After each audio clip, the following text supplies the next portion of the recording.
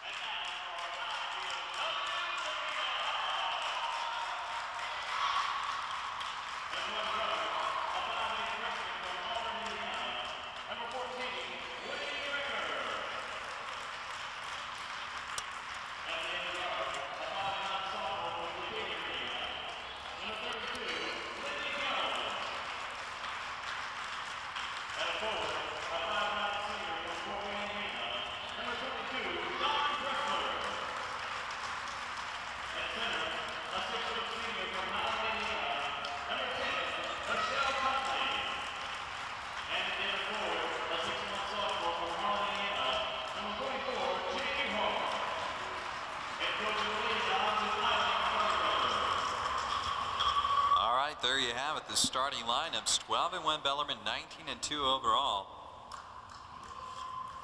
Great Lakes Valley Conference versus 14-7 IPFW Lady Dons. And while Steve plays with his headset here, I'm just going to go run down the starting lineups for you one more time. For Bellarmine, it's Kate Clemmer, number 42. She's out of Northrop, Fort Wayne Northrop in the starting lineup. Number 32, Becky McKinley. Number 12 is Jenny O'Brien. She is our leading scorer at 13 plus a game. Number 14 is Kathy Bronner.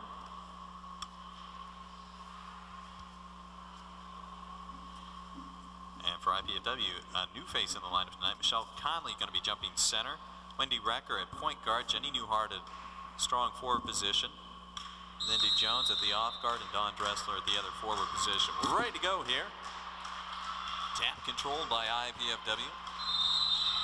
And an over and back quickly. Newhart just threw to Recker. First turnover of the game. Not a good start for IPFW.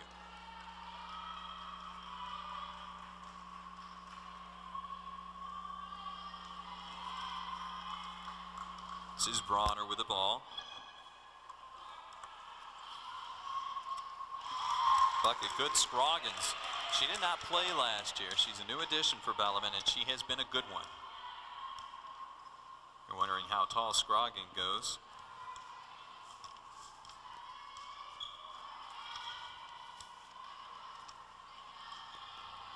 This her at 6'2". This is Lindy Jones on the wing now, stopping. Conley out of there with the board, immediately doubled up on.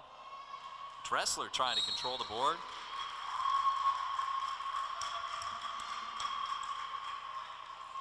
I can't hear shit now. Foul on Lindy Jones underneath. Folks, while we work on the audio problems up here, Steve, I guess you're going to have to tough it out a little bit tonight. Trying to get going here. We'll get it going. Scroggins wants to pop from the outside. Second bucket for her, 2 for 2. I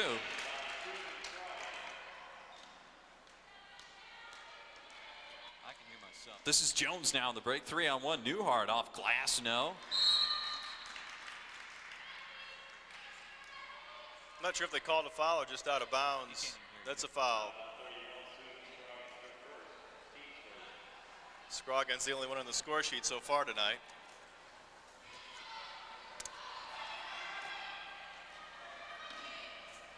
All right, we seem to have that worked out now. IPFW, though, struggling from the field. It's Bellarmine 4-0. On the break, Kathy Bronner. This is Kate Clemmer. Scroggins, third straight shot for her, same result. And Bellarmine comes out quickly doing what they want to do. They do go up tempo and press the ball, not taking much time off the clock to get that shot off. And Scroggins has been left wide open. 3 successive trips down the floor. This is Wendy Record now. IPFW trying to spread it out. Bellarmine into man-to-man. Newhart, strong move down the paint. Doesn't go. Scroggins out of there with a board. Nice steal by Lindy Jones. Lindy is 5th in the conference in steals. No surprise there. Wants to go all the way and gets called for the charge. Nice acting job on the part of Bellarmine's player. Well, that's number 2 on Jones. Already, we're just a minute 55 deep in the game.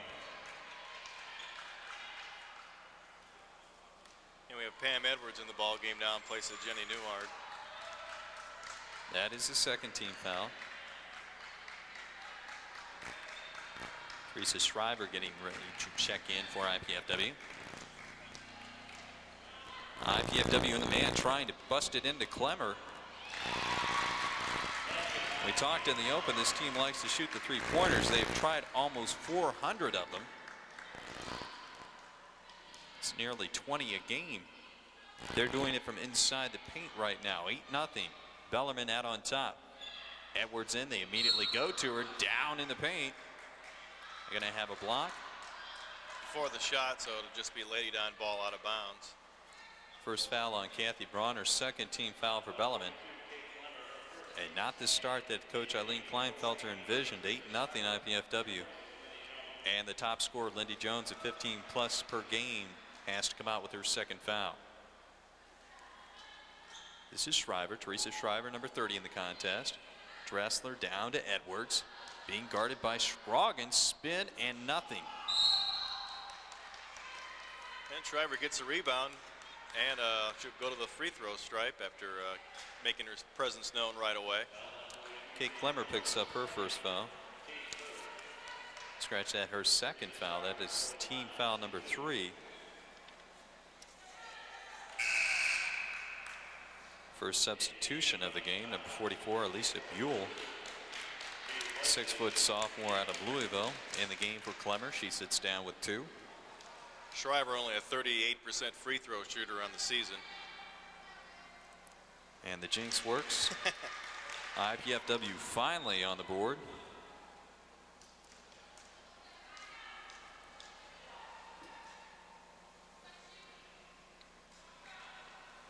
Shriver gets them both. And she is starting to gain more playing time as the season progresses. She's a sophomore. That's McKinley now. This is Kathy Bronner from 16, no. And the ball out of bounds off Wendy Record. Conley and Record had good position underneath, but they both fought each other for the ball, knocked it out of bounds. I don't think we need to mention it, Steve, but 30 seconds on the shot clock. You're not going to need to talk much about that tonight with this Bellarmine team. They score 82 per game. Scroggins on the inside. IPFW does not have an answer against her. 8 for Scroggins, 10-2 Bellarmine. It's 3 minutes in. This is Wendy Recker on the bounce. Over to Shriver. Wants to push it to Conley. Scroggins fronting. Does lob it in there and drew the foul underneath. Good entry pass that time by Jenny Edwards. O'Brien, who's their leading scorer, coming in at 13 points a game. Scroggin almost to her average already. She scores about 10. Scroggins is 6'2". Dressler going from the outside. Just inside the arc. That's a 2. And it pulls IPFW back within 6, 10-4. Bellarmine. Talked about the 3 attempts. They throw them up there. O'Brien drawing rim. Dressler had the board and a foul on McKinley. That would be her first. And all of a sudden, Bellarmine starting to add the fouls up. It's team foul number 5.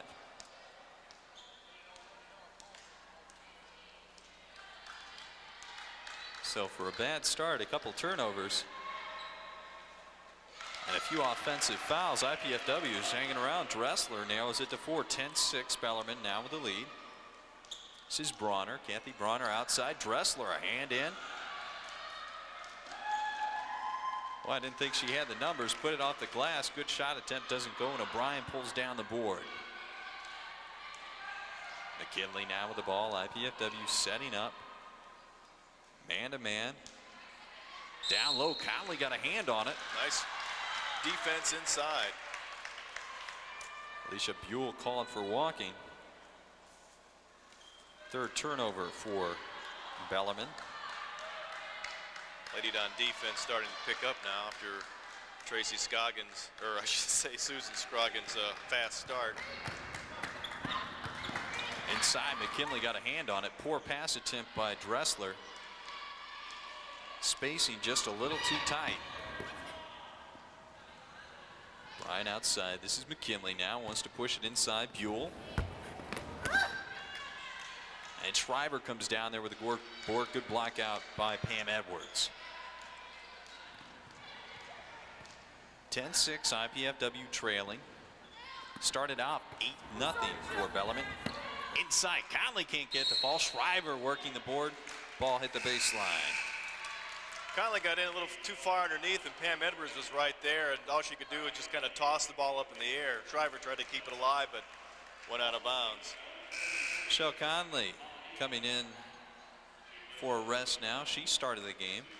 Michelle had 21 points last week in the win over Southern Indiana. And Kim Recker, career high for her, might add. Kim Recker, number 54 in the contest for Conley. New face on the other side, Becky Robinson, number 24. Boy, they've got a lot of size. She's 5'11".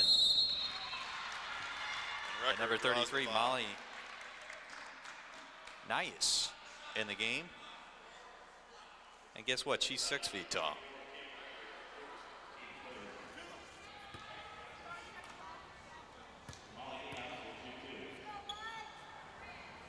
Speed 2 shots for Nice. Hits the first. Bellarmine was stuck on that 10-point mark for a while. Susan Scroggins has 8. And the board rebounded out of there by O'Brien. Strange mixture, Bellarmine. They like to push the ball up the court. Got a lot of size. And they shoot the 3. Inside, this is Buell. Edwards with a hand in the face. Buell goes right over it. Can't do any more than that on defensive positioning down inside. Beat the pressure there. Recker has Edwards on a wing. And Edwards turns it over.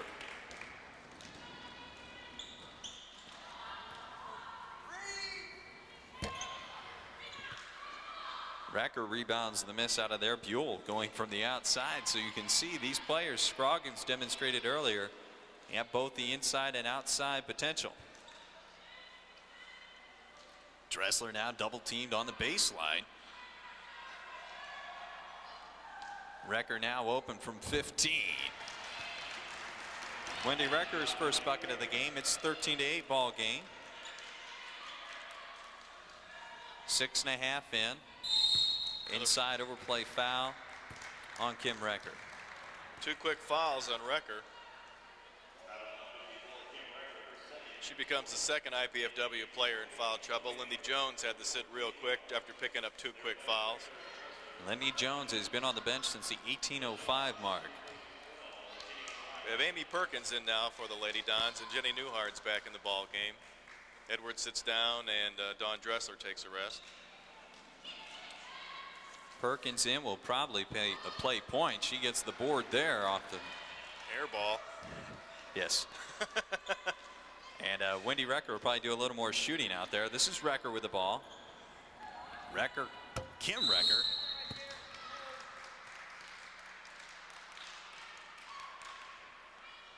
Nice cut by Recker to get that open shot. It just wouldn't fall, but the Lady Dons get the ball and the foul underneath on the rebound. Alicia Austin, number 21, a 5'7" guard, in the contest. She's going to be guarding the trigger. Perkins gets it in. This is Wendy Recker. Has Kim Recker baseline double team. She leaned in. Did she draw the foul? Yep. Molly Nias can't believe it. And she drew the foul. Might have drawn a little blood from Nias' bottom lip as well. Nice leaner by Recker on that shot. She'll have 2. As you can hear, she made that. Her first point of the night.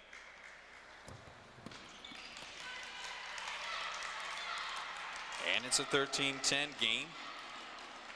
Bellarmine started off 8-0. Scroggins hit the first 3 points. And Becky Robinson answers with a 3 of their own, and Bellarmine going to put a diamond press on. Sort of a 2-1-2. IPFW breaks it with a bounce. Wendy Recker stripped by Bronner. Oh, we got a palming violation. You don't see that called very often. I feel like I've seen it 2 or 3 times so far tonight, but they finally call one. Dawn Dressler getting set to check back in. She has 4 points. Teresa Shriver coming out. There's going to be a lot of substitutions in this game. Bellarmine likes to force the other team to take it the length of the floor, and that time Robinson's going to pick up a foul, riding Dressler on the hip. It's team foul number 7. That should be a 1-and-1. Coach Eileen Kleinfelter points it out, and indeed we are going to shoot free throws. IPFW in the bonus from 12:37 on in the first half. Dressler, a 63% shooter from the line. She's hitting 71% in the league play this year.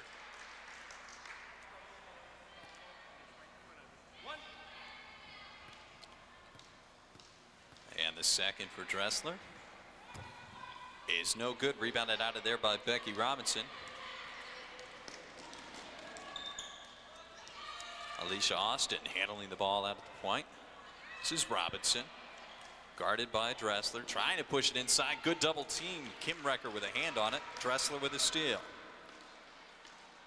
Good collapsing defense that time.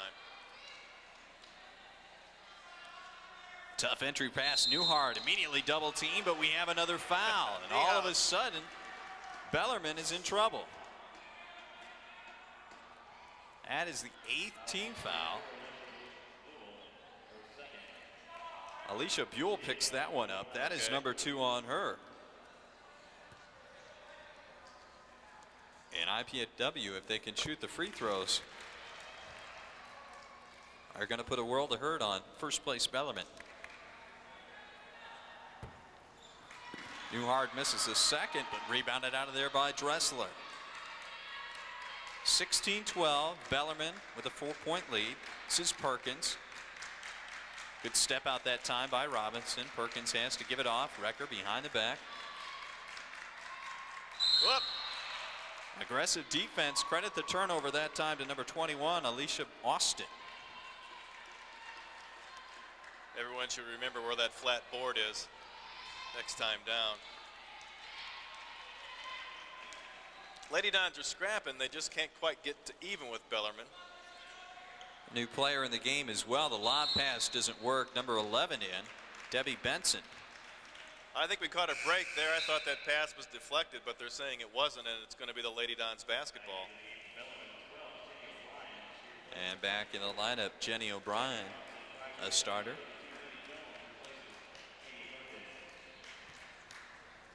Lindy Jones is back in for the Lady Dons. She's carrying 2 fouls. Susan Scroggins started off quickly. 8 of the first 10 points for Bellarmine. She has been on the bench for a good 4 minutes. And Jones going aggressively down the lane, and the Recker cannot save it. Kind of a gutsy shot for having 2 fouls in the first half. And when I spoke with Coach Kleinfelder before the game, she was concerned about Scroggins and McKinley. Scroggins, well warranted. She already has the 8 points. McKinley has not scored yet, and she is not on the floor. Number 32. They have three players who are scoring in double figures, Scroggins being one of them, and that being one of the others, Jenny O'Brien. Her first two, and she leads the team at 13 a game. 18-12, Bellarmine. Should go down the scoring averages, though. They have three other players just a point off. Fall away by Lindy Jones. Ring it for Jones. First bucket of the game and another steal. Her second. Doesn't have the numbers. Going to pull it back out.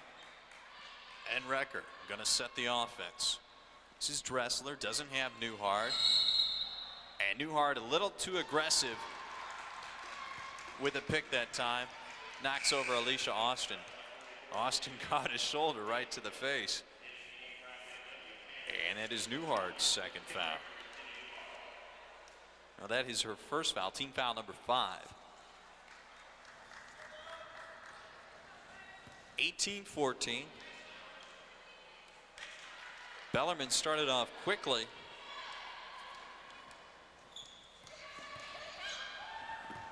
There was a lapse. And O'Brien straight down the lane that time. No one picked her up off the point. She rubbed right off a screen and went down the lane unmolested. 3-on-1, Jones with a pull-up. Yes.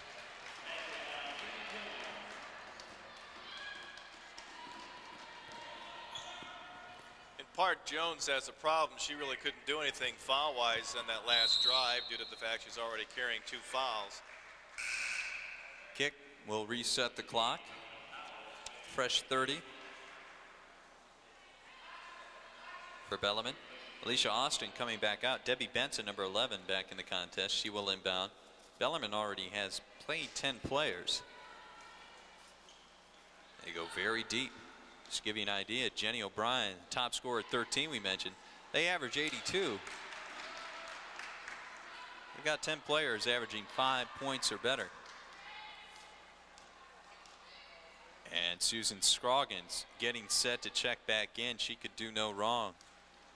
Few minutes she was in. Jones, one-on-one move off the glass, not working that time. Jones comes out of there with the board.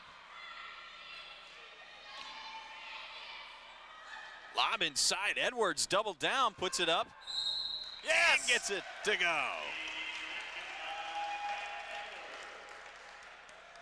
Nice hustle by Pam Edwards to get her first bucket. Well, Edwards, that first shot was definitely a force. I don't know if she meant to get the ball back as sort of a pass to herself off the bottom of the rim, then worked it over to the other side, shielded the defenders. If nothing else, I think it reset the shot clock as it was dangerously close to going off. I don't know if they counted that as an attempt because it hit I think it hit the rim, but anyway, she got it back and put it in. It hit the rim. It was a heavy looking brick. And a chance for the three-point play by Edwards. And IPFW missing from the free throw line. They've missed 3 free throws. It's going to be Lady Night ball. Out of 9 attempts, so they're 6 of 9 from the line. Dressler failing to come up with the board there. Did not control the rebound, so Bellarmine. Jenny O'Brien over the timeline. Lady Don's down to, or got the deficit down to 2 points. Need a good defensive stop here. As close as they've been all game, and Scroggins comes in. Jump ball called. Pam Edwards. That's a strange call if you ask me. The ball came out of Scroggins' hands before she hit the ground, but it will go to IPFW on the alternate possession. And a 5-second call on IPFW. I don't think IPFW knew they had the ball. Pam Edwards never flashed the ball.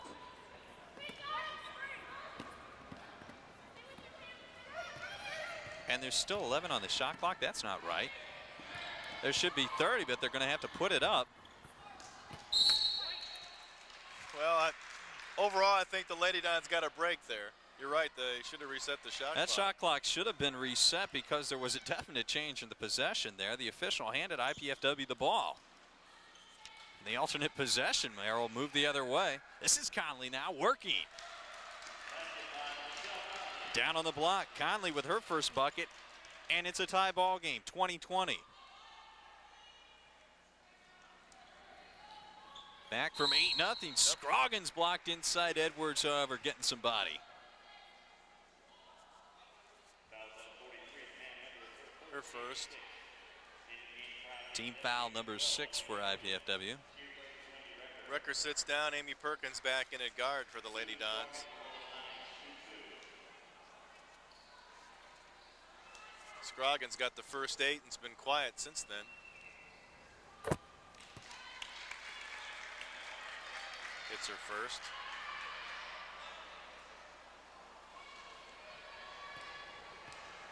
Pretty good free throw shooter.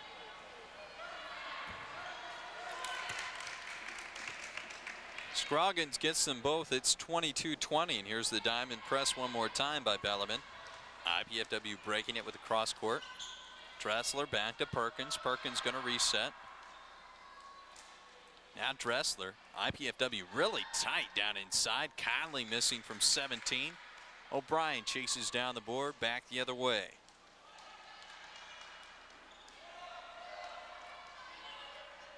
They've only put up 2 3-pointers tonight. Bellarmine hit one, missing the other.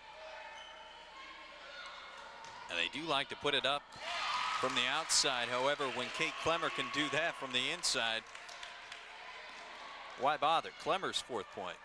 Suddenly back up to a 4-point deficit. Almost a double dribble that time by Perkins. Had she had control of that ball, she would have been able to get it to Conley a little earlier. Bellarmine gets a hand on it. 21 on the shot clock. This is Conley.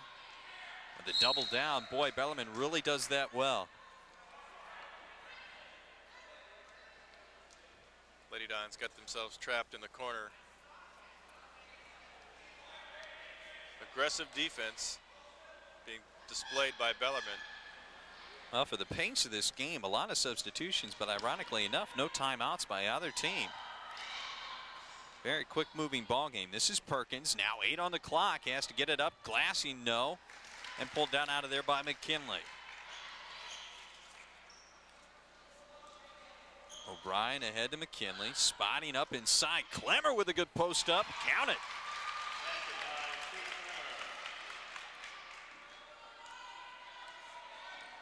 Took the Lady Dons a whole part of the half to get tied up, and now they're back down by 6 points.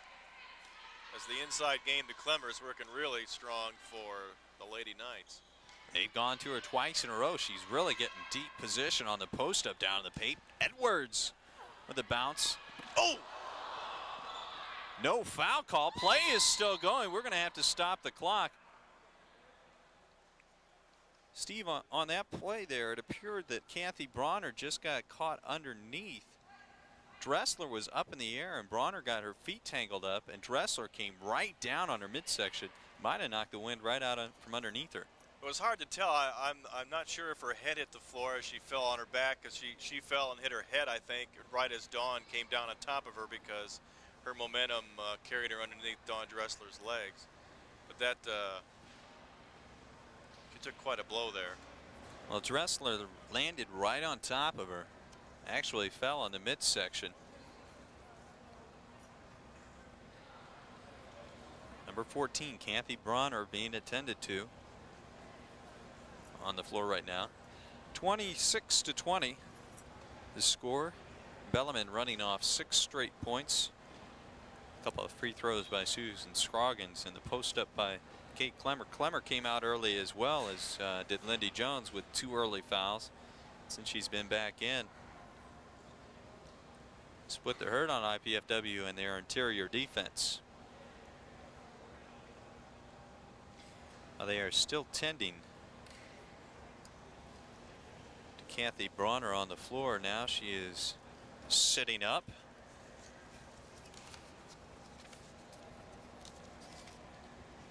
And that's a good sign.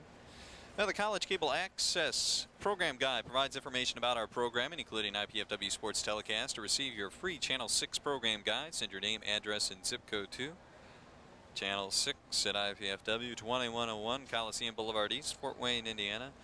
And the zip is 05. Or you can always give someone a ring at 481-6000. Recapping the scoring so far, Susan Scroggins, a quick 8 points to get Bellarmine rolling. She's got 10 for the game now, adding a couple free throws. Their leading scorer, Jenny O'Brien, has 4. Kate Clemmer, 6 points from solid post position down low. Robinson with a 3, Bluell with a 2, and Molly Niehaus has a free throw. One of the trainers for Bellarmine pointing to the sternum area of the chest might be an indication of what happened to Bronner. We'll try and check on that as soon as possible. But I would guess she's not going to be around for the rest of the half. 6:57 to go, 6-point lead for Bellarmine. IPFW, 26 on the shot clock. Teresa Shriver to inbound.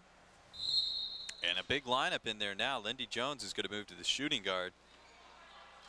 IPFW going big, and the double down again on the baseline. Austin gets a hand on it. Recker could have dribbled. Oh! Wendy wasn't expecting that pass. And Austin all the way in, misses. Good The bunny, the chippy, hard off the glass. Good decision by Jones. She could have picked up her 3rd foul, but she just decided to play solid defense and hope for a rebound to roll off, and she got it. Jones open, that's a 2-pointer, no good, rebounded out of there by Clemmer. This is McKinley, still trying to get on track, does not have a point yet in the contest. Good And seal Jones off pulls by out of there with a Lindy. board. And IPFW guarantee would like to slow down the tempo here. This is Recker, Shriver open, outside the arc, cross-court pass, Jones. Recker now. 8 on the clock, Jones from 17, no. And Clemmer with another board. Outside, this is O'Brien. McKinley spotting. Good. A 3.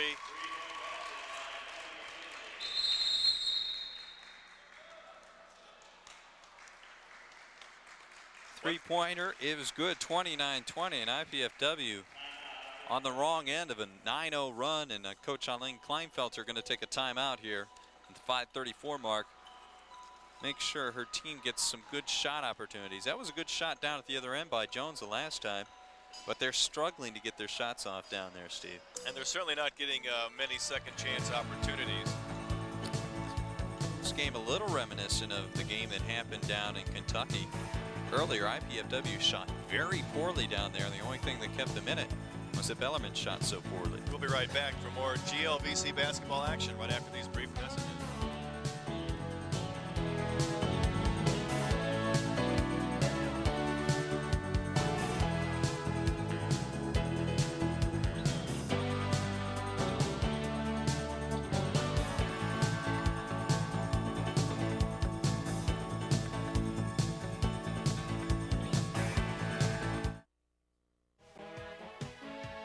Jobs. It's top priority with many Hoosiers today. Good jobs with good futures. That's what Ivy Tech in Fort Wayne specializes in, training good people for good jobs. The skilled jobs Indiana's future needs. Ivy Tech, what Indiana needs to grow. Call for enrollment information. Returning one more time to the Hilliard Gate Sports Center on the campus of IPFW. I'm Paul Farbaugh along with Steve Brelsford. Nothing coming easy for the Lady Dons underneath tonight. And Great Lakes Valley Conference leader Bellarmine 12-1, breaking out on a 9-0 run, but still not putting this contest away. Sloppy play and poor shooting characterizing this first half. IPFW down 8-0 at one point. This is Dressler. Big hoop. 7 for Dressler. More importantly, IPFW scoring for the first time in 4 minutes. Stops a 9-0 run by the Lady Knights. This is O'Brien. And a rarity, Steve. Only 10 on the clock. Inside Scroggins. Newhart working hard. Does come out of there with a turnover. Great anticipation.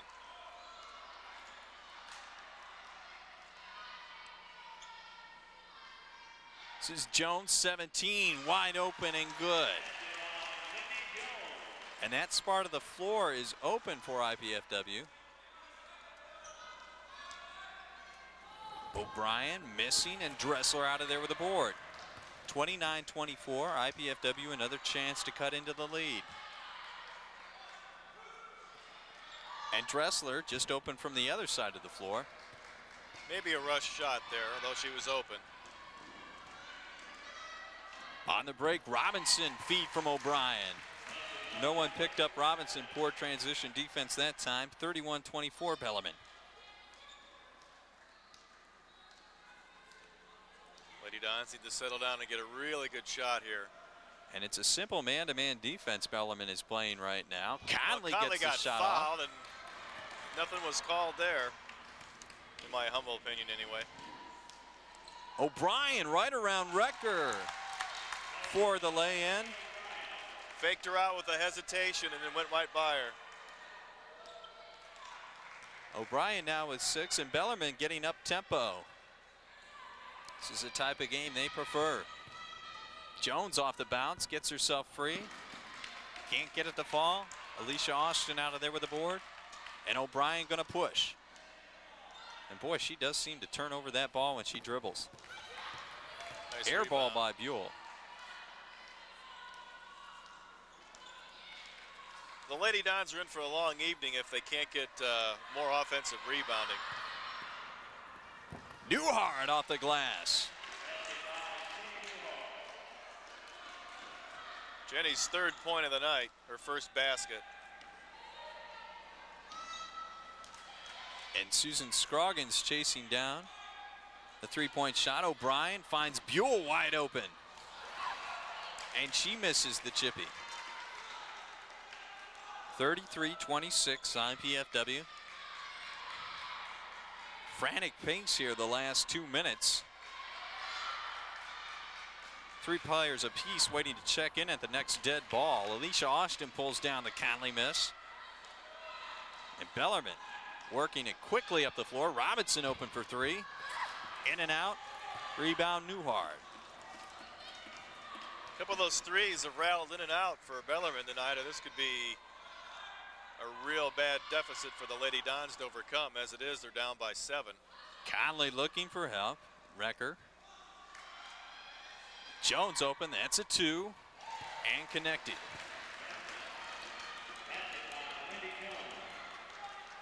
Jones with 8. It's a 5-point game.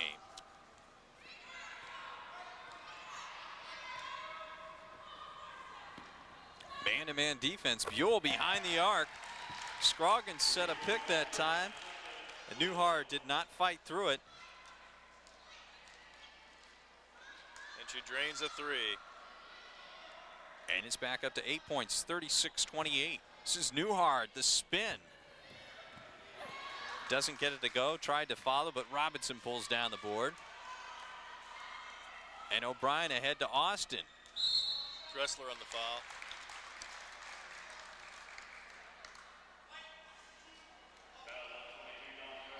Pump fake that time by Austin outside the arc. Got Dressler on her hip. And she picks up the foul. Her first. Team foul number 7, though. So Bellarmine. And the 1-on-1. Lisa Carter in the game now for Bellarmine. At the 56-second mark. A lot of substitutions in now. For both teams.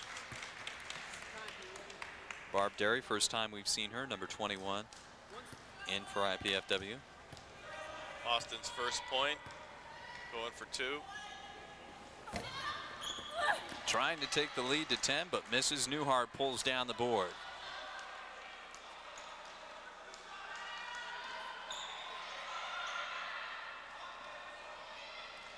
IPFW hurries, they can get a 2-for-1 here. 40 on the big clock, 15 on the shot clock. This is Shriver. Dressler inside. Newhart, the spin. Still can't get it to fall. Austin out of there with the board. Dressler back. Austin on the push. Nice block.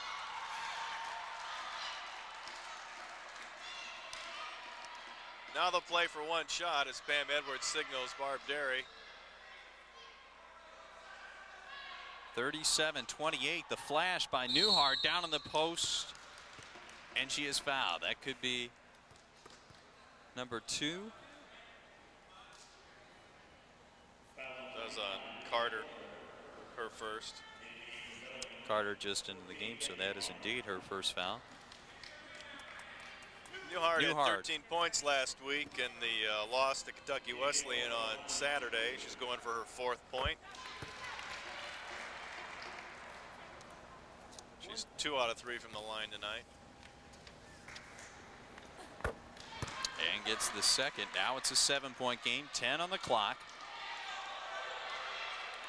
And a good sign, number 14, Kathy Bronner, who took that spill, is back in the contest. Robinson 3 doesn't fall at the buzzer. So some big spurts by Bellarmine. 8-0 spurt to jump out and a 9-0 run midway through this first half. Has them out in front by 7, 37-30, Steve. And Bellarmine, when they get it up tempo, IPFW is in bad shape. Leading scorer so far on the court for Bellarmine is Susan Scroggins with 10. Lindsey Jones with 8. Okay, we're going to take a timeout right now. Be back with the stats after this halftime timeout.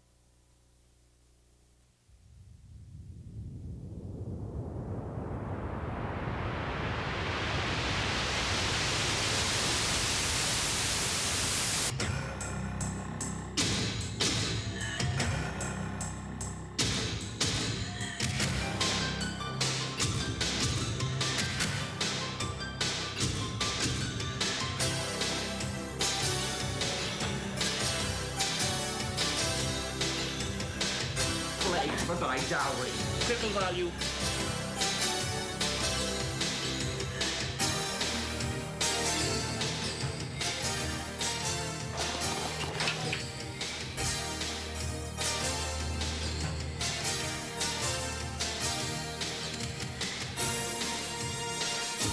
I've really enjoyed it.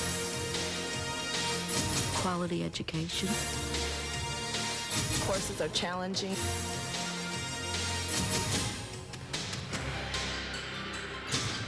There's really a good quality work here. The campus in the fall, I think, is really nice.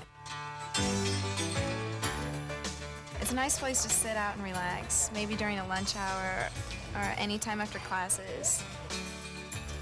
There's a lot here that IPFW has to offer. The professors really concentrate on helping you.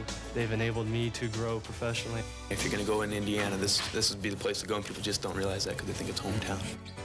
Many of the professors here at IPFW have gained both national and international recognition through their teachings. I know a lot of people say that if you go to a small campus that you won't be able to find a good job, but I've been interviewed with General Motors, and they chose myself and another girl from IPFW, and that gives me great confidence in this school.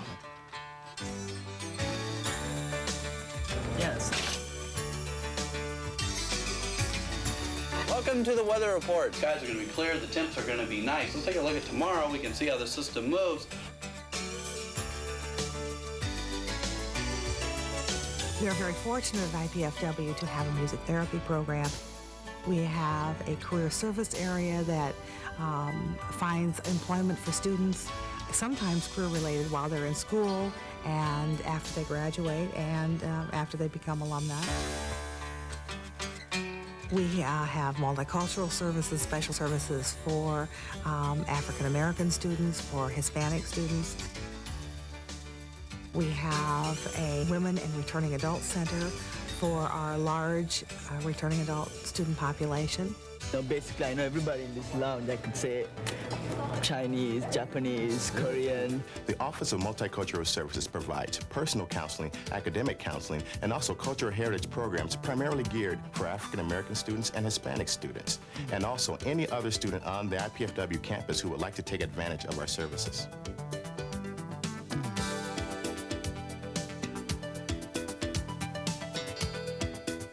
We have given over 26,000 degrees, and our alumni are literally all over the world in successful and important positions in business, industry.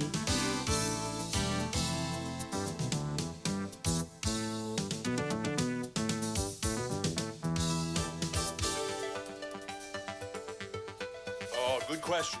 For example, and these two go together. Now think about that argument, especially from our perspective today with our concern with the environment. Which is better? We had some kind of patent infringement case. We thought somebody was infringing upon our patent. Temperature, stagnation, temperature corresponding to thermal value, you would determine the stagnation properties. In other words, what you are going to do, you are going to pretend that you decelerated the flow from whatever it was to this point.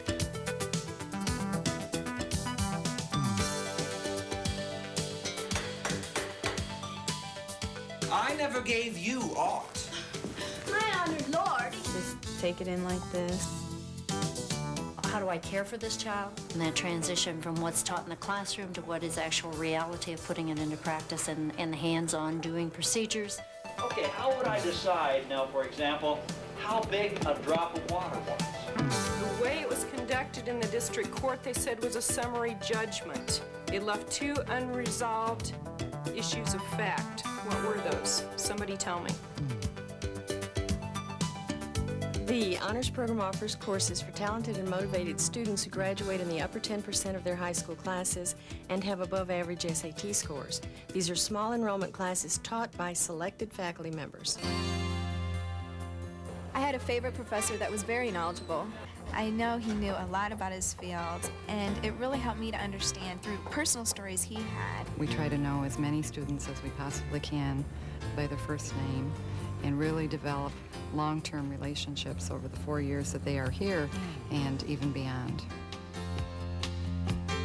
A student that would be interested in attending IPFW would have a full range of companies to consider at the time of graduation. Yeah, I just accepted a job in Denver, Colorado with one of the largest Big Six firms, a public accounting firm. Recent recruiters here include IBM, Xerox. The professors here really helped me through my interview process. I knew I wanted to relocate. Not only the local companies are involved in recruiting the students, but companies throughout the United States. It helped me land one of the most desired jobs in America. I myself and many people I know also work while going to school. Over 90% of our students are employed. Although I live outside of Fort Wayne, it's still real close and convenient for me to come to school and then directly to work. It only takes me about approximately 15 minutes. We also have co-op, and the co-op program is an alternating program whereby the student goes to school for a semester and then works for a semester. But the marvelous thing about it is that you are 80% guaranteed of employment upon graduation. The Financial Aid Office assists students and their families in securing financial assistance to attend college. Financial aid is available in the form of grants, scholarships, educational loans, and employment.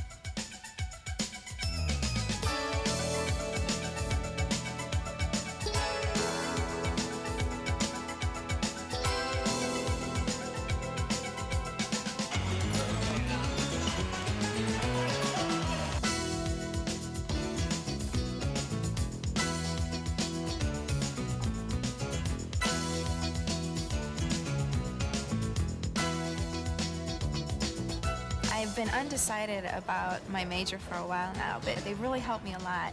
Helped me to discover new careers and check into them, get ideas on them. I really appreciate that. They've really done a lot for me in that aspect. I think IPFW is an exciting place to be. And it's exciting because we have such a wide variety of students. I think we have appeal for many students. We offer a quality education.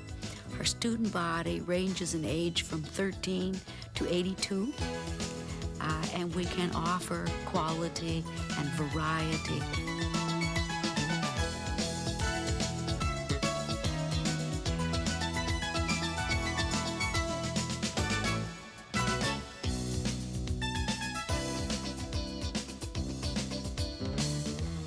The possibilities are endless. The opportunities are here for you. Won't you come and look at the opportunities and explore the possibilities and become a part of Indiana Purdue at Fort Wayne?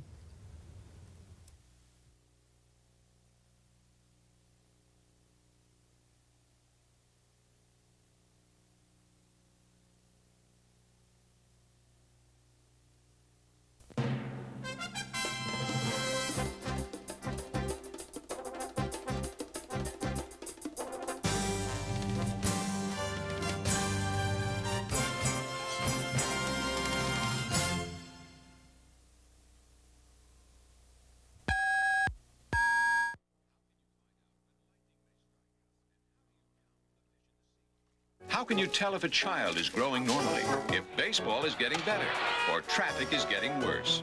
How do you know about stock market trends, the risk of cholesterol, the history of witchcraft, or the future of spacecraft? With statistics, that's how. And how can you find out about statistics? With the new Statistics series, Against All Odds.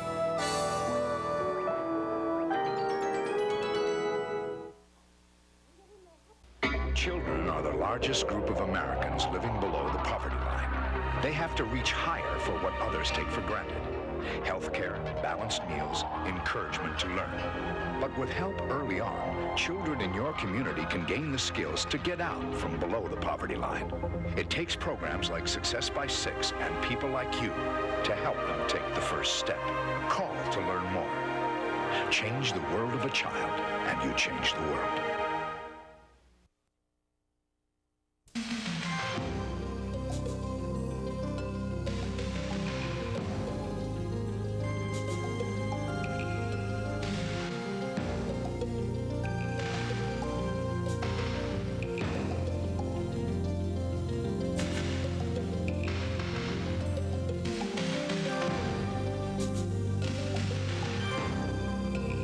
There is a need in your own hometown. Please join your local chapter.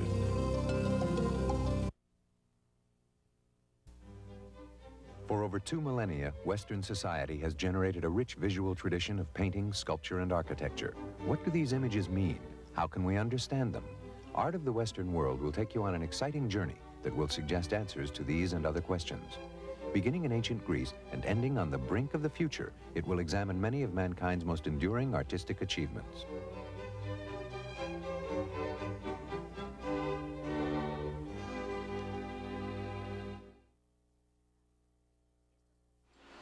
Welcome back to the Hillier Gate Sports Center. Great Lakes Valley Conference Division II women's basketball. Bellarmine University taking on the Lady Dons of IPFW. 37-30, the halftime score, and Steve working the stats over here. A couple of things that add up for Bellarmine, and certainly not for IPFW. That's right. Bellarmine shot 53% in the first half, including 4 of 9 from three-point range. That's 44%. Whereas the Lady Dons, 31% from the field, not many second chance baskets. And it was a half of spurts, as we noted. The Lady Knights off to an 8-0 start thanks to Susan Scroggins. And then the Lady Dons finally evened it up at 20-20 on an 18-12 spurt of their own. And then once they had evened the ball game, Bellarmine came back with a 9-0 run and a 16-10 scoring spurt to leave us basically where we are, 37-30. They lead the Lady Dons after a half of play. Well, Bellarmine has hit 4 3-pointers, but where they're really effective at and where they're hiking that shooting percentage up is down underneath. Kate Clemmer had 2 early fouls, and when she came back in, they immediately went to her. She established herself down in the post, and Scroggins has shown the 17-foot jumper to go with a post up. So if IPFW is going to have to beat this team, Steve, what are they going to have to do defensively against this Bellarmine team? Well, they've got to keep the ball from getting inside, and at the same time, obviously, they need to make sure they're covering their assignment on the the perimeter to keep them from shooting open three-point jump shots. And also inside, they got 9 offensive rebounds. It didn't seem like that many, whereas the Bellarmine Lady Knights 19 offensive rebounds, 19 defensive. Yeah, they had 19 offensive, yeah. they'd have more than 37. Yeah. Also, Jenny O'Brien has shown a couple times the drive down the paint for the layup. So this team is very tough to defense. IPFW, though, will have to control the tempo in the second half. To do that, they're going to have to out-rebound the tall Bellarmine team. Even at 22 apiece, as you mentioned, Lindy Jones, the leading scorer for IPFW with 8. Dawn Dressler's chipped in 7. Jenny Newhart's got 5, and a couple other players have 2 points each. Scroggins leads with 10 for the Lady Knights. Jenny O'Brien, their leading scorer, has 6. Alicia Bluell, 5. Becky Robinson, 5. And Kate Klemmer, as we mentioned, 6 points from close-in shooting. Same starting 5 for IPFW in the second half. Number 22, Dawn Dressler. 14, Wendy Recker. Jenny Newhart, number 44. Michelle Conley, number 10. And Lindy Jones, number 32. For Bellarmine, it's going to be Becky McKinley, number 32. Kate Klemmer, number 42. Jenny O'Brien, number 12. Number 14, Kathy Bronner, came back to play a few seconds in the first half after taking a spill in about 6-minute mark there. She is back and ready to go, and Susan Scroggins getting the starting nod in the middle for Bellarmine as we get set for second half action. 37-30, IPFW a trailer in this one, and Dressler will inbound. Obviously, the start of this half very important to the Lady Dons. They could get down big time in a hurry if they don't play well to start the half. Well, immediately they want to go down to Newhart. She is posting down there. Wendy Recker looking for the outside shot. Newhart in weak side position aboard, but it takes a weird bounce. O'Brien out of there with the board, and Jones takes it. O'Brien tried to bounce it off Jones' leg, and Jones was ready for it. This is Jones with the ball inside. Conley, good position on the blocks. Yes.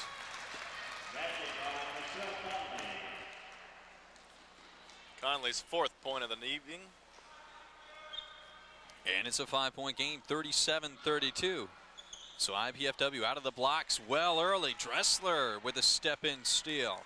Good anticipation playing the passing lanes. I think the pizza at halftime is getting in the way of my tongue. 12th turnover for Bellarmine. And almost back-to-back turnover. Klemmer couldn't control the overplay on Newhart. Now, Steve, you can see immediately that Jenny Newhart is going to be a focal point of this offense. They're putting her down on the block instead of out by the free throw line this half. She had plenty of open shots, and Jones responding with a travel. But wasn't quite that effective from 15 feet. Had a lot of shots rim out on her.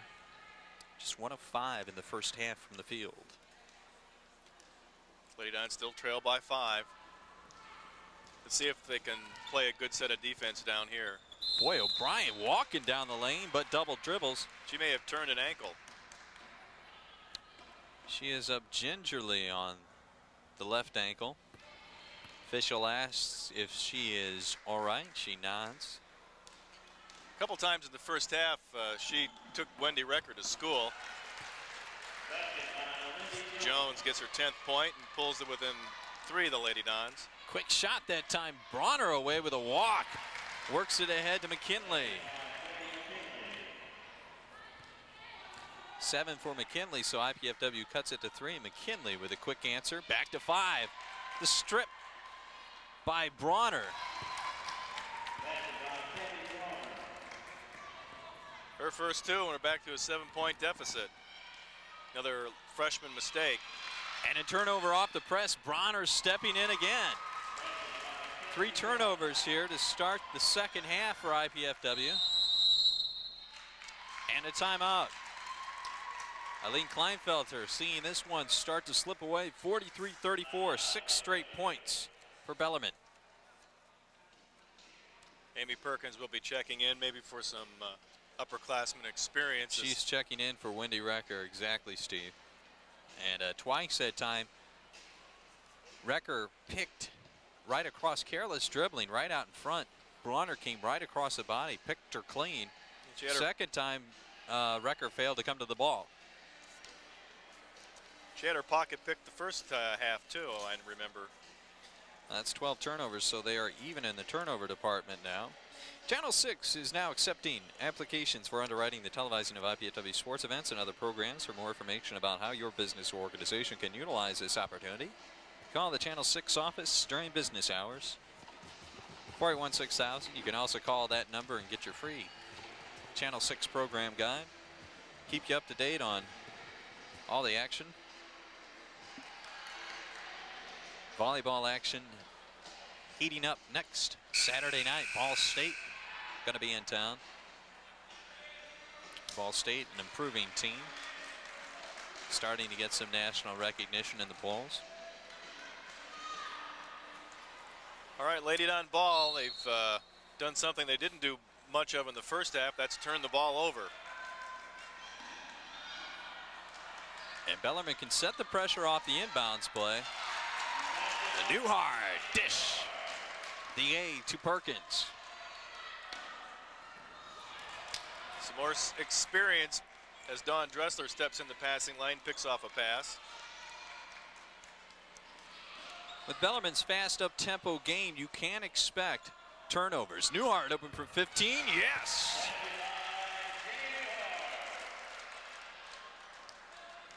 Just as Coach Kleinfelter designed it.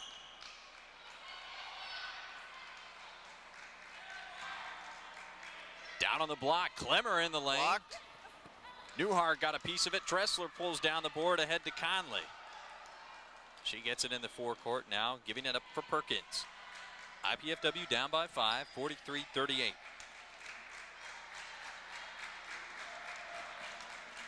Newhart getting a touch every time down the floor. Jones, good position inside the fader. Hope she remembers what that halftime talk was like. She may want to repeat that sometime down the line. Well, a game of runs has just seen another one, 6-0 by IPFW to cut it a 9-point lead. It is now 43-30. Jenny O'Brien. Ooh. And a jump. Conley ties up Clemmer, and Clemmer doesn't like it one bit. It will be Bellarmine ball. Clemmer had that board clearly. She was fronted by another IPFW player, and Conley came from behind.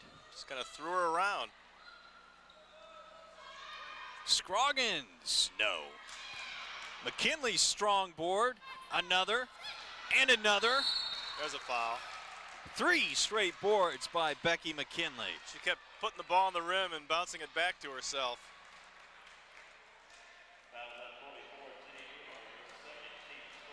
Jenny Newhart picks up the foul. Her second on Newhart.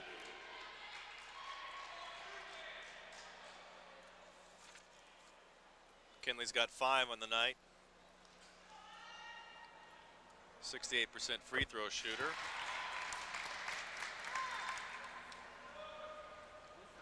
Has another. It's a 44-40 game. McKinley trying to push the lead to 5. She does.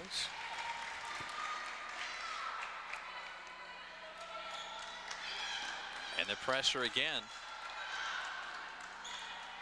Perkins, there is no 10-second violation or rule in the women's game. There is a 30-second shot clock, however. Perkins behind the back. Jones open, penetrating off glass. No. Conley there for the putback.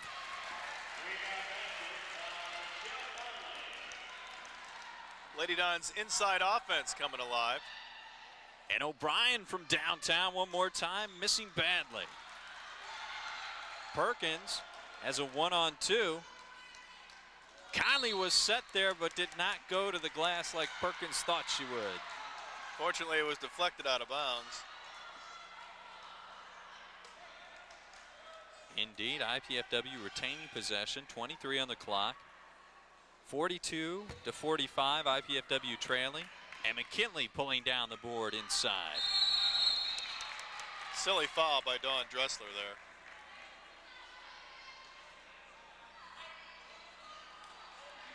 Might have been a foul of frustration, if nothing else. McKinley able to penetrate with a step through there. She was doubled down after the rebound. Jones took that three with a lot of pressure and might not have been the best shot for IPFW at this point in the ball game, already just being down by 3 points. It was a 7-point halftime margin. Clemmer working in the paint. Newhart with the board, and going to be a foul on Clemmer. Her third. Indeed, Clemmer picked up 2 quick ones early in the first half, then came off the bench and did what she did right there. Got good post position. However, she didn't get the ball to fall that time. This is Newhart with the ball. That's a 2 from Jones. Partially blocked. Jones inside with the acrobatic move.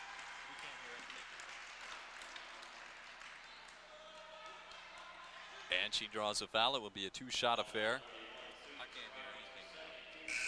12 points for Lindy Jones so far tonight. Going for 14. That is Susan Scroggins' second foul.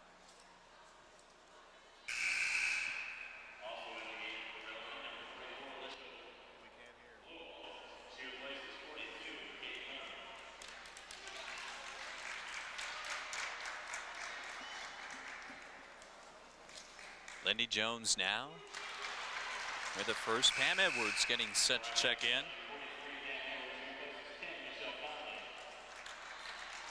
We can't hear anything. Can you guys hear us at all? We can't hear anything on the headsets. And Jones with the second. Cuts it to a 1-point game. Just when you think the Lady Dons are out of it, they come storming back. Pardon us if we step over each other up here. Steve and I have lost the audio. Lindy Jones got kicked in the face.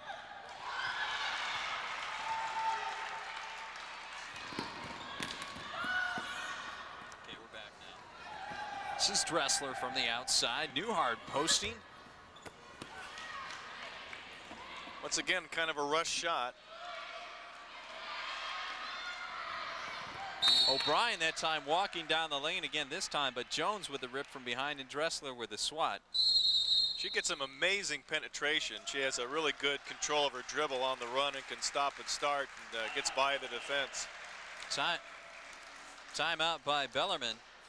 They are leading by just 1 point, 45-44.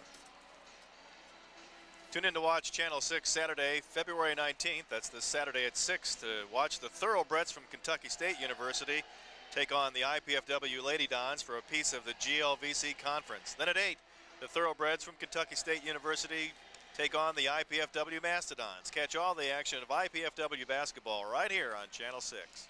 Well, in all honesty, Steve, Kentucky State comes in. They have not won in the conference this year, so that should really be a gimme game for IPFW. This game against Bellarmine is really important. I mean, not only because Bellarmine is 12-1 in the conference, because if IPFW has any postseason aspirations at all of making the NC Division II 48-team field, they have to beat Bellarmine.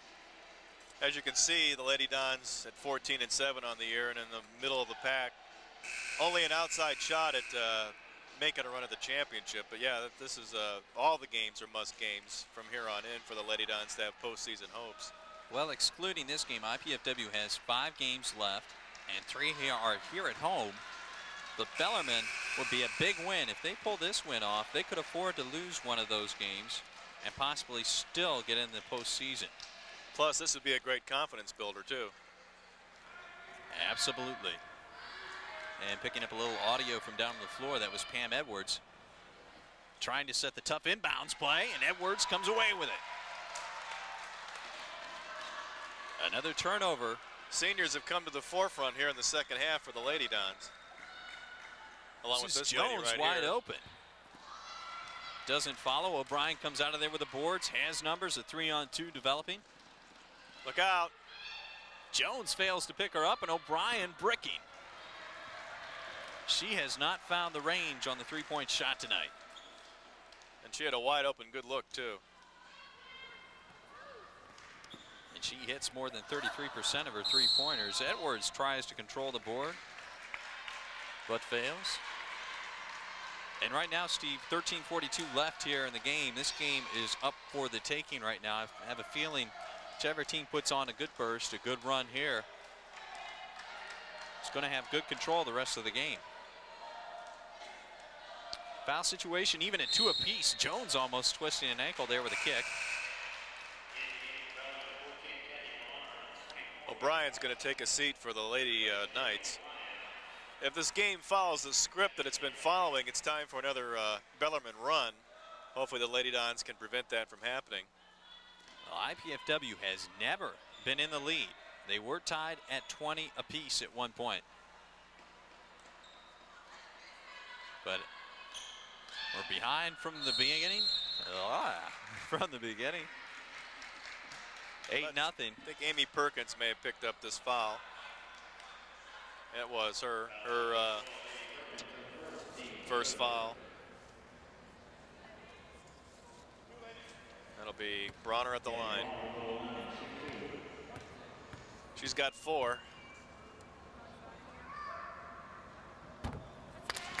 Both of those 4 came on the flurry of turnovers the Lady Dons had in the middle of that 6-0 run that the Lady Knights put on just a little bit ago. Bronner gets the second. It's a 2-point game now, and the pressure again from Bellarmine. Perkins slipping free. Pulls it out now. IPFW needs a good shot attempt this time down the floor. Newhart double team, gets it to Jones, back outside to Perkins. Dressler floating outside. And it will be IPFW ball with 7 seconds.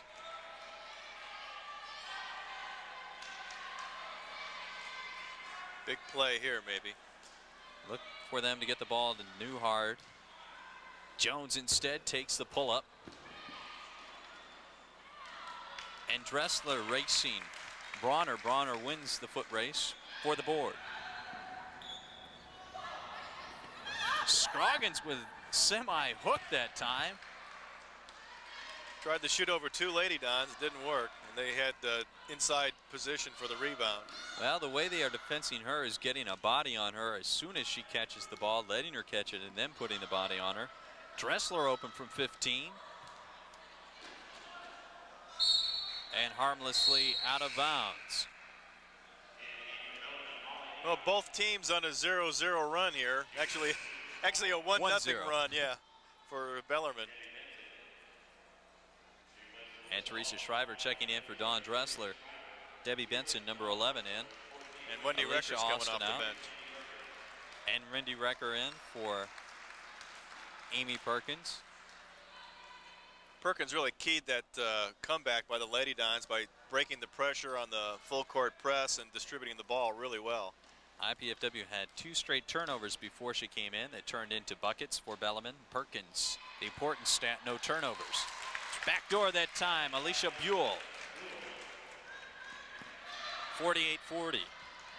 Bellarmine. And Recker with the pressure.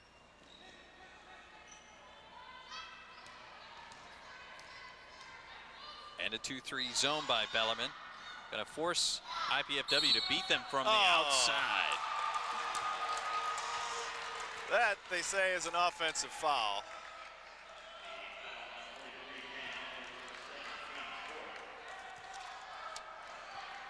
That turns the ball back over to the Lady Knights. Edwards' second foul, team foul number 4. You know, the Oscars are coming up pretty soon. Steve, I don't think that was such a bad call. I don't know. I thought Edwards put the ball ripped by Newhart. Maybe it works both ways. Nice strip.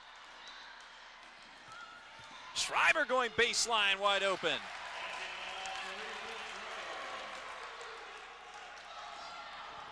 And it's a 2-point game, 48-46. Buell missing a 3 from the outside. Jones down with the board. Once again, a chance to tie or take the lead with a 3. Jones looking for Newhart underneath. She is covered up. The zone really packed in by Bellarmine right now. Recker wide open. First lead of the game, IPFW 49. That's a 2. Indeed, you're right. I was quick to jump on that, Steve. It is just a 2-pointer. I've noticed a couple times Recker's taken a 3, but that's a 3.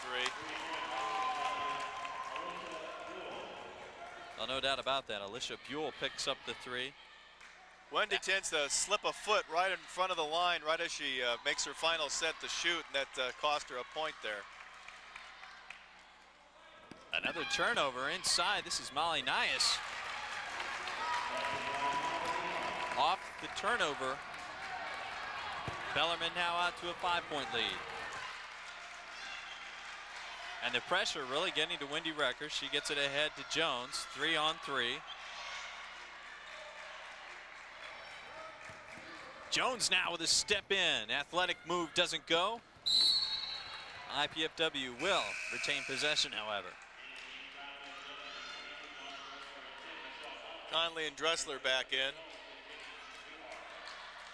Well, a lot of scoring punch coming out right now. Lyndon Jones and Jenny Newhart. They have been the 2 players in the second half, getting most of the shot opportunities. Inside, Edwards left all alone. Lady Dons refuse to go away. From the outside, Bronner missing. Good block out that time by Edwards. Conley pulls down the board. Shriver did a good job of clearing out her player, too. 53-50, 9:20 to go. Recker, that one is a 3, doesn't fall. Dressler did not go to follow the board. She gave up on that rebound at the last second, realized maybe she could get a piece of it. She did get her hand in there, tied up Molly Nias. And IPFW with a new shot clock. This is a 2. And a lot of slapping going on down there. Bronner comes away with the ball. Both teams really packing it in. Bronner takes a nice hop, skip, and a jump down the court, too.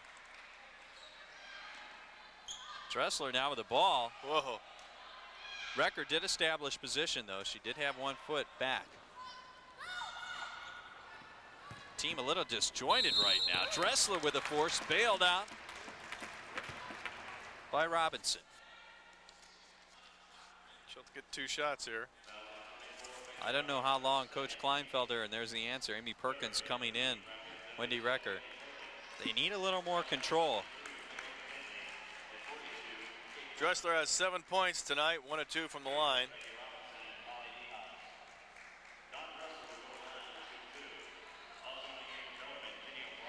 (55-50). Bellarmine, the 5-point lead. They have never trailed in this game. It has been tied twice, most recently at 48.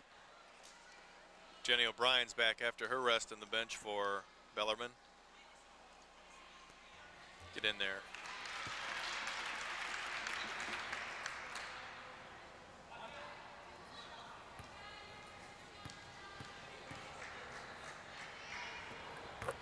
Dressler with his second, cuts it back to a 3-point game. And you're right, O'Brien back in, fresh. The wheels are back in. Bellarmine looks to push.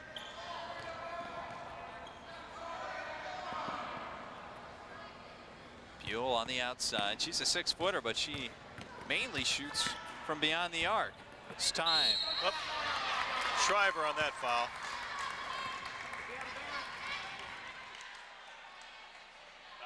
Buell with the spin in the lane.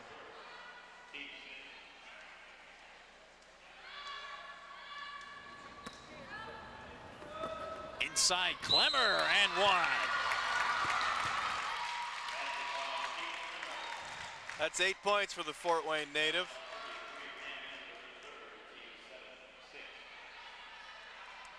First in the second half. Boy, you hate to see the ball inbounded underneath the basket. That was just too easy. Clemmer now with the chance. They have not put the score up on the board yet. It should be 57. Well, 52. let's not tell anybody. They have yet to put the score on the board. The official is walking over there to make sure they put it up.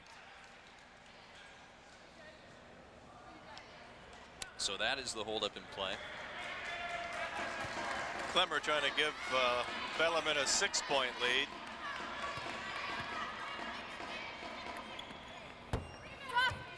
And dutching off the back rim. Buell tried to save, had a foot on the line.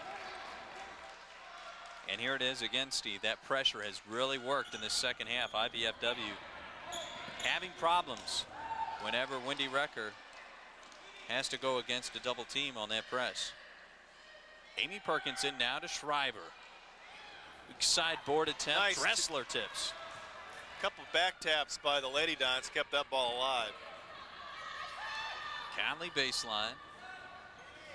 Looking for Newhart, swinging back.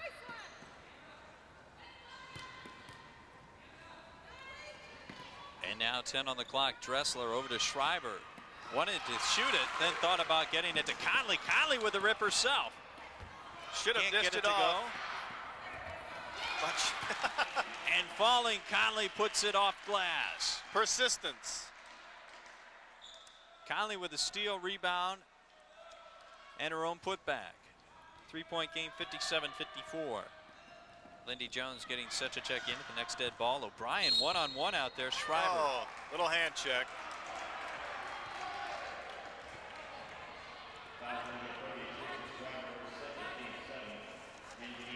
Jones in for Shriver.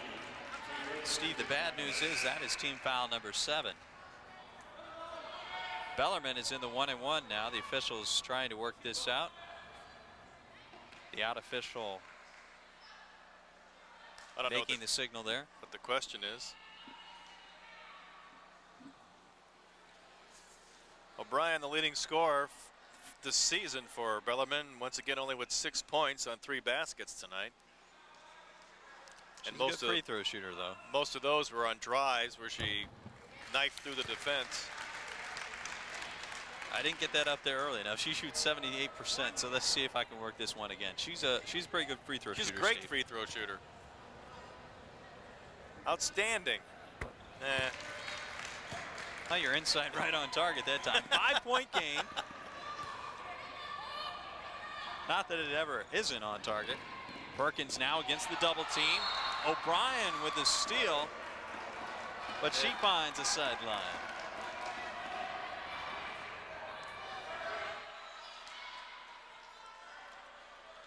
This is Jones, 5-point lead for Bellarmine. 7:01 to go. And again, the double team. Perkins in trouble.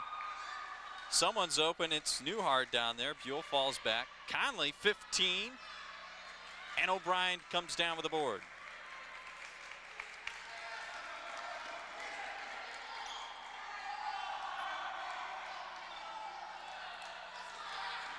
An important couple of possessions here. Clemmer back outside to Buell for 3. Doesn't go. Clemmer there with the board and 1. Jenny Newhart's having real problems handling Clemmer down below. She can't keep her out of the position she wants to get, and she's also not getting the rebound position once the shot goes up. Exactly. Clemmer beat Newhart to the position that time to get the board. And has another chance at a 3-point play. 61-54 the count, 6:31 to go. Bellarmine starting to take command of this game. We're going to take a timeout right now as IPFW coach Aline Kleinfelter tries to get her team back on track.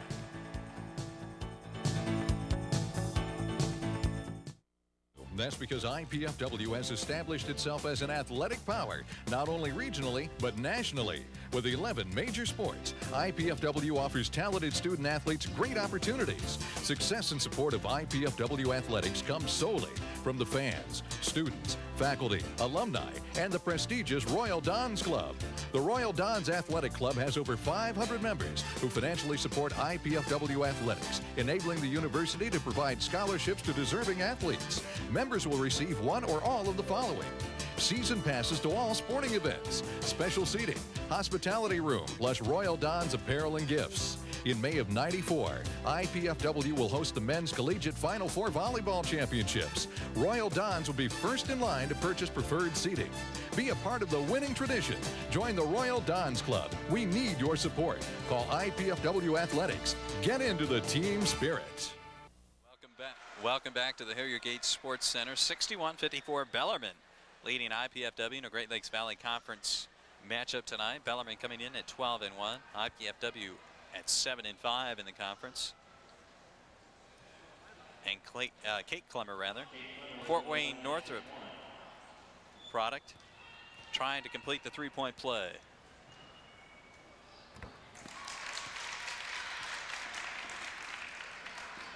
That's her 11th point. She leads Bellarmine tonight. Dressler in trouble, dribbling on the end line. Clemmer with the rip and bucket.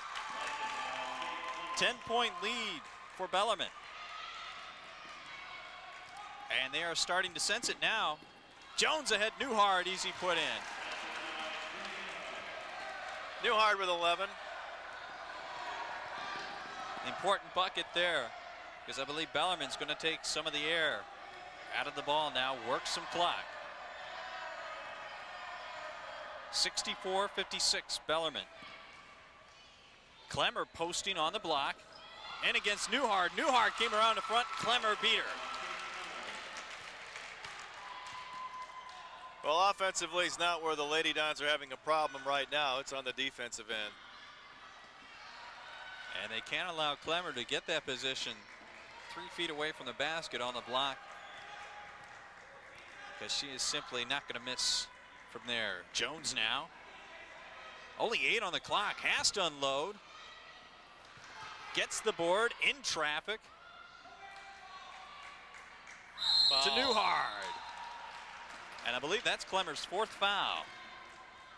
Right you are, sir.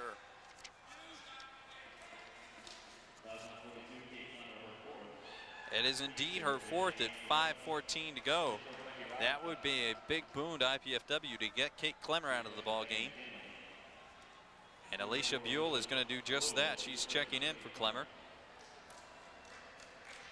That might be the best thing that's happened in this half for the Lady Dons, get Clemmer out of the ball game. The bad news is, though, that she had been, I'd have to go back and total the points in that run there. She had at least 10.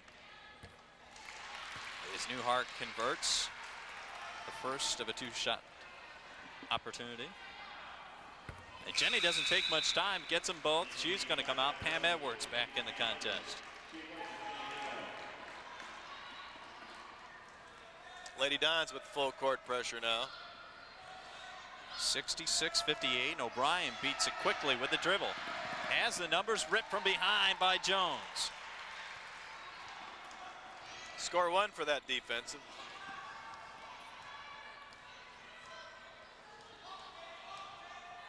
Just under 5 to go.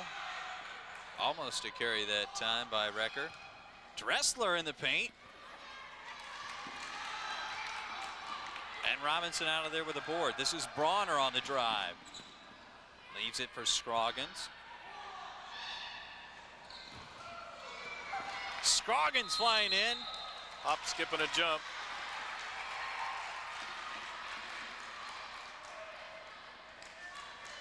Good board by Scroggins, but took a couple of steps.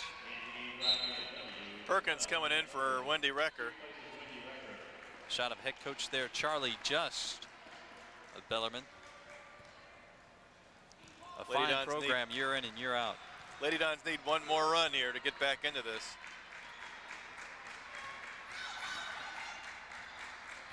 And that 2-3 zone Bellarmine has gone to has really put IPFW off.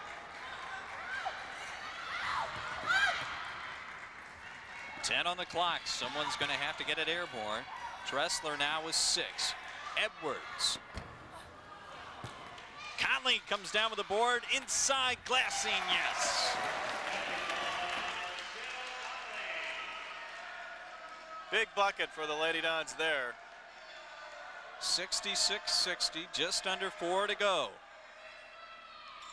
And the foul situation, Bellarmine in the 1-1, IPFW 3 fouls away. Buell on the drive and 2. And here comes the press again. It's a 2-1-2 type of press.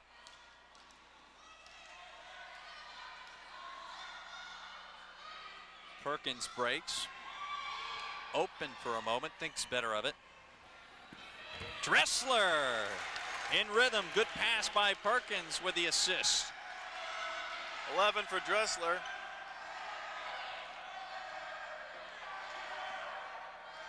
And this is a must-win situation for IPFW, really is. Scroggins! Bring that one up, a three-pointer, clutch shot by Scroggins. 71-62 Bellarmine. With under 3 to go.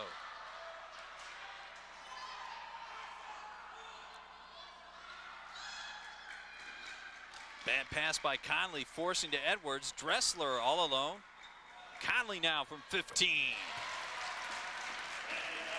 12 for Conley.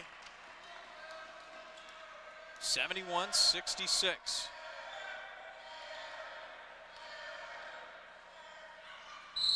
Timeout called for Bellarmine.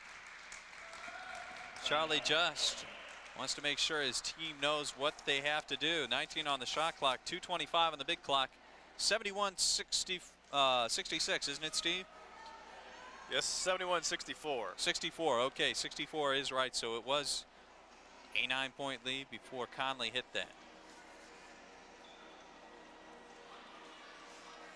Conley has 12 on the night for the Lady Dons. Jenny Newhart 13, Lindy Jones 14, and Michelle Conley we mentioned, and Dawn Dressler with 11.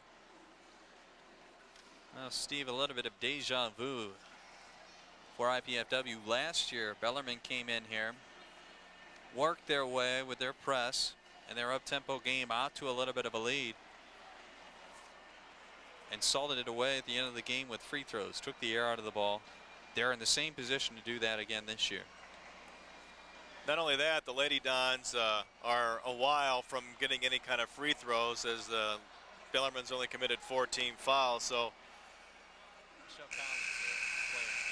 it'd be tough to get back into the game from the free throw stripe tonight, as the Lady Dons really haven't been able to draw enough fouls inside the second half to get any points the easy way.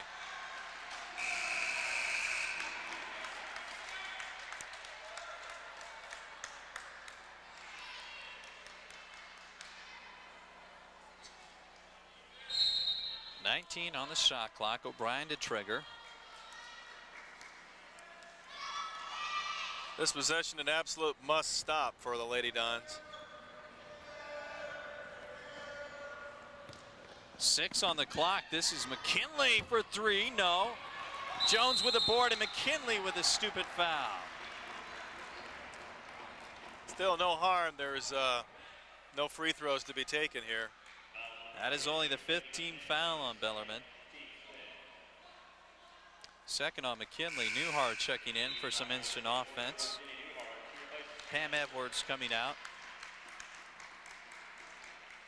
Well, if IPFW really is going to have a shot to win this, they're at least going to have to hit one three-point attempt. It's a three-possession game right now. Scroggins with the overplay and the steal. Jones trying to come up with a steal on O'Brien. And now a little four-corner by Bellarmine.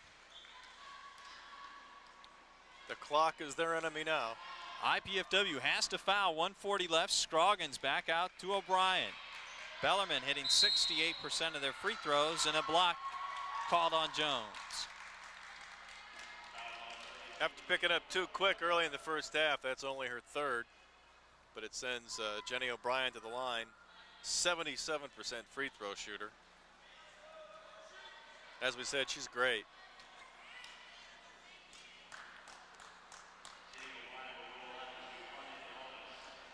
We'll see if that works, Steve. Always works during IU games. I'm afraid to ask, does it work for IU or IU's opponent? Against their opponents. Okay. You know you'd be in trouble if you said the other way, probably. Not with me or anything like that. Take my degree back. Hey, 1 or 2. And a jump ball. Alternate possession rule goes to Bellarmine. 8-point lead. And a new 30 on the clock for Bellarmine. 1:30 to go. IPFW has to foul. There's no two ways about it. That time Jones and Perkins got fouled up. And Newhart coming out of there with the board. 1:15 to go. IPFW needs some three-pointers. Coach Kleinfelder calling a timeout to discuss who is going to light it up from outside. They need 3 3-pointers to be exact. They could hold Bellarmine scoreless. That would win the game. What else do they need to talk about?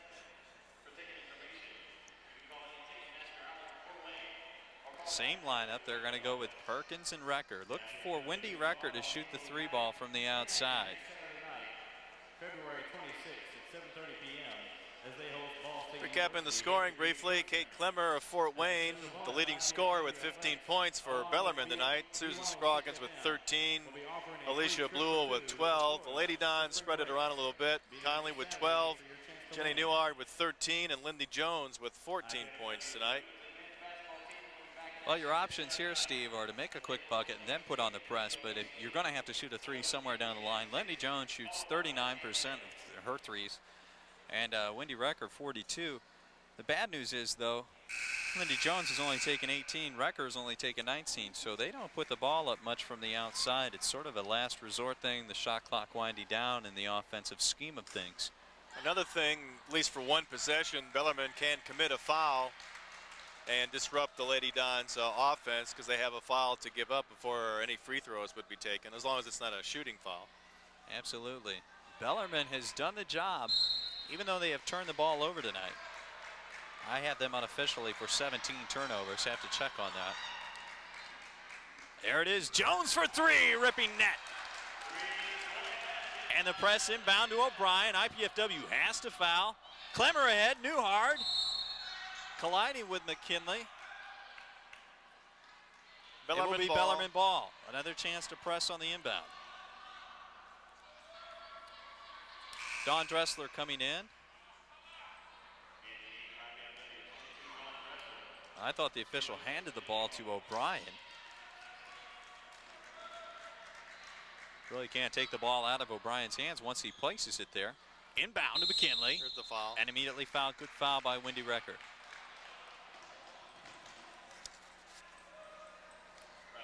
McKinley, a 68% free throw shooter. She has 7 tonight, 2 of 2 from the stripe. Well, if you're looking for people to foul, the best options, if you're IPFW, would be to put the hammer to Susan Scroggins. She shoots just 59% of her free throws. Steve, if you want to trot that out and tell me how good McKinley is from the line, she's excellent. Go ahead and do that. Okay. She's excellent. As she just demonstrated by hitting that free throw. She has another one coming. Or Kate Clemmer only hits 62% of her shots. So those would be the two people that IPFW would look to foul. McKinley gets them both. It's a 7-point ball game. More importantly, a 3-possession ball game. Lady Dons need to get a shot off in a hurry now. Under a minute to go. IPFW trailing by 7. This is Perkins on the dribble. Conley slicing open, rebounded out of there by Buell. She is immediately fouled. And they fouled one of the wrong people. She shoots 80% from the free throw stripe. Don't know if they really had a choice, Steve. The clock draining away, 47 seconds, but you're right. At this point, you can't choose who you foul. You just got to foul.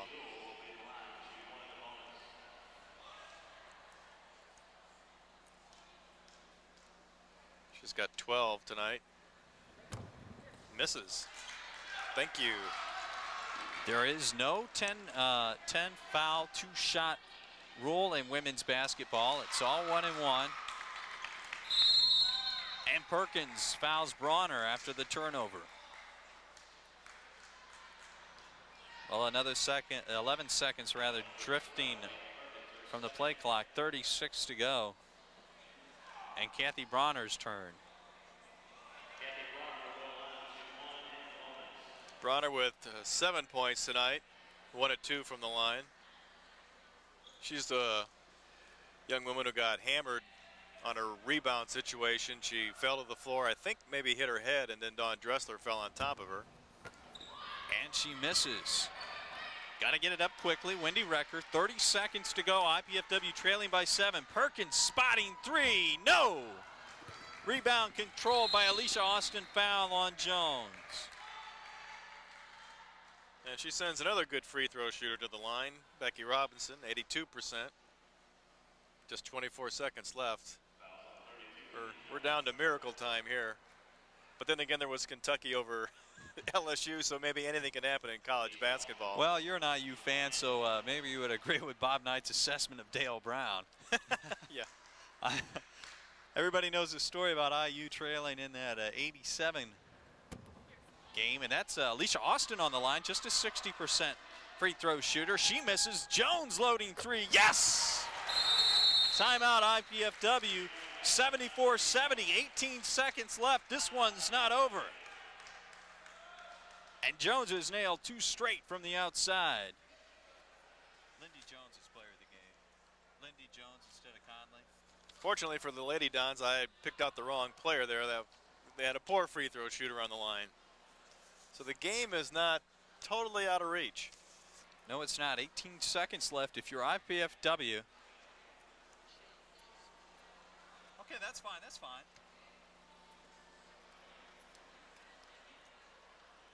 Unless Lindy hits another 3 here. 20 for Jones tonight. Jenny Newhart with 13. Dawn Dressler with 11. Michelle Conley with 12. But it looks like Bellarmine's going to get out of here with their 13th league victory.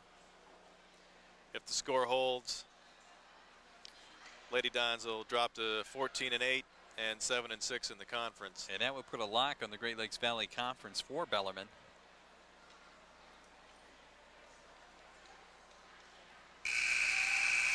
Coming in tonight, IPFW knew they needed this win if they wanted to play in the postseason. And it all comes down to the final 18 seconds here. In the contest, Michelle Conley, Lindy Jones, Dawn Dressler, Amy Perkins, and Wendy Recker. A quick team. If you don't get the ball off the turnover, you have to foul immediately, and you have to foul the person with the ball.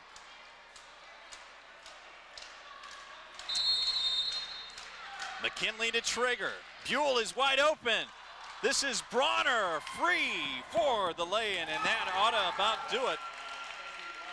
76-70, 12 now. Recker's got to get a shot off, and she travels. Good defense by Bronner at the other end.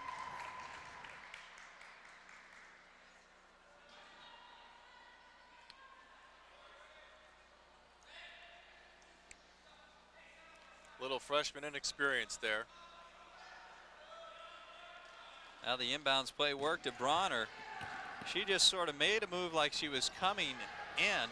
Conley never picked her up in her peripheral vision, and Bronner just sort of drifted back to half court. Yeah, that's cool. Now this one's about to be put in the books. Jenny O'Brien can ice it for sure. Just 3 seconds left. 76-70. And fitting that she is on the line. She really controlled the tempo when she was in the contest. Very experienced ball player, heady ball player, and as we mentioned a couple times, took some of the younger Lady Dons to school on some dribble drives. 8-point game, just 3 seconds to go. Perkins gonna pass it up. Dressler's not even gonna get a shot up. That's the final, 78-70. Bellarmine, a victor tonight over the IPFW Lady Dons. IPFW falls to 7-6 in the Great Lakes Valley Conference and 14-8 overall. Bellarmine taking it on to 13-1 in the conference.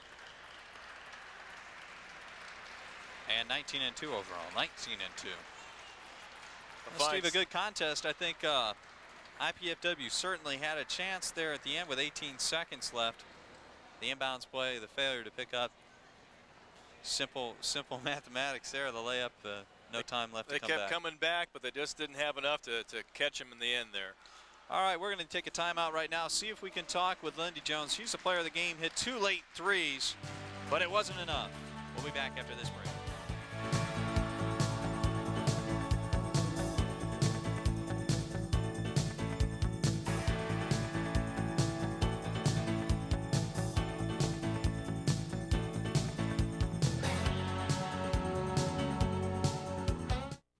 Vince, that new dummy cam is great. Yeah, it'll sure give people a whole new outlook on what it's like when you don't wear a safety belt.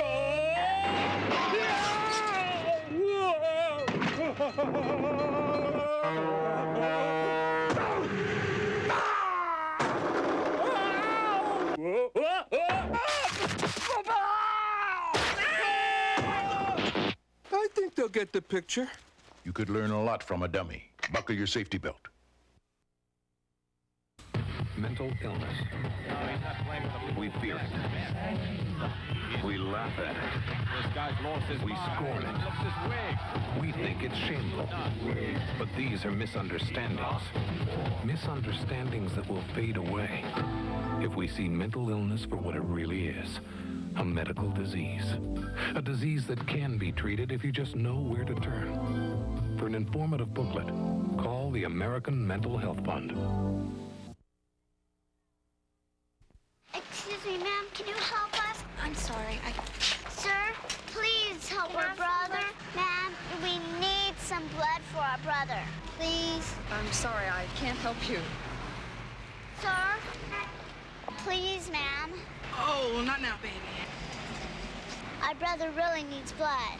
Can you help us? Imagine if you had to ask for blood to save the life of someone you love. Next time the American Red Cross asks, give blood, please. A lot of my friends have already retired. But I wasn't ready for that. So I'm still teaching. This time in Belize, Central America. I decided to join the Peace Corps. I love my kids. And the way I figure it, I have the rest of my life to play cards. Peace Corps, the toughest job you'll ever love. My hero? Isaiah Thomas, Kevin Costner, Mr. Wong. These are teachers, but to the kids they've reached, they're heroes. My hero? Mrs. Wooten. If I don't get through to that child, who knows, maybe no one else will. Teachers have the power to wake up young minds, to be heroes, to make a difference. Reach for that power. Teach. Find out how by calling 1-800-45-TEACH. Be a teacher. Be a hero. What comes to your mind when you think about mathematics? Clowns, street sweepers, the Red Sox, robots, the weather, earthquakes, Disney World, pineapples, conventions, parking tickets, fishing? If these practical applications of contemporary mathematics didn't make your list, you should watch public television's math series For All Practical Purposes.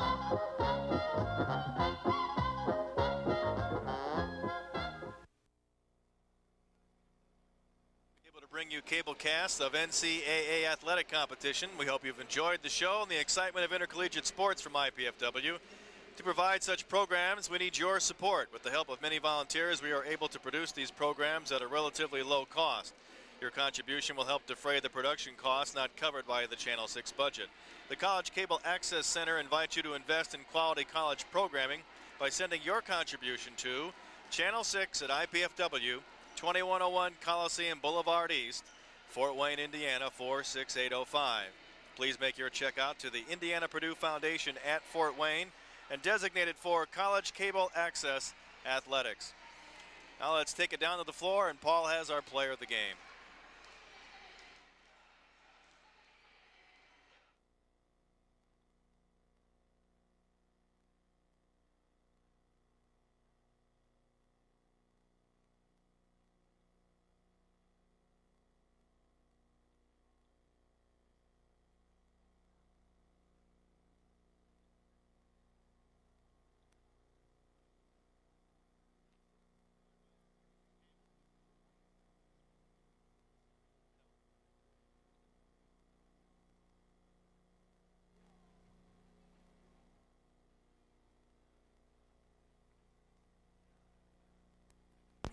outside, so therefore, you know, we didn't have any inside play to get it to Pam or Michelle Conley. Michelle Conley did a great job tonight. She had several good shots that helped us out, but we just, you know, shot selection, I guess, was our problem.